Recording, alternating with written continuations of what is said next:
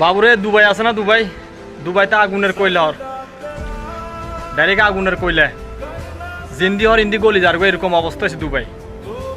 অনকা 12টা বাজে, 12:30 বাজে, অনকা চলের আপনার 38 ডিগ্রি সেলসিয়াস। একটা দুইটা যখন বাজবো তখন হয়ে যাবো আপনার 40-45 ডিগ্রি সেলসিয়াস রোদ হয়ে যাবো।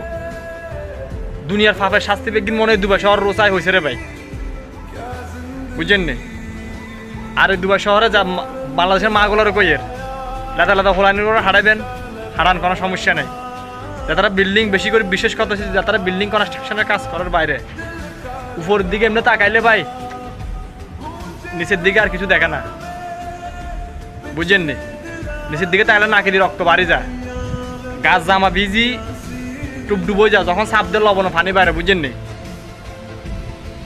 যে 5 লাখ টাকা খরচ করে বিদেশে দুবাই শহর আইবেন, এই 5 লাখ টাকা দেশে কিছু করেন কই, 10,000 টাকা বেতন সারি করেন কই, এই 5 লাখ টাকা টার্গেট হয়তো আমরা 3 বছর লাগি যাব, তো ফায়দা কি হয়? আগুনের টুয়ার ভাই, দুবাইতে আগুনের টুয়ার, রোদ ন রোদ নেই না, আগুনের টুয়া, তো কারে কে বুঝাবে দুনিয়াতে? 15-20 বছর এলো হোলানের বিদেশ হারাই দেন টিয়া কামাবার লাই, এত সহজ বিদেশে টিয়া ইনকাম করনি?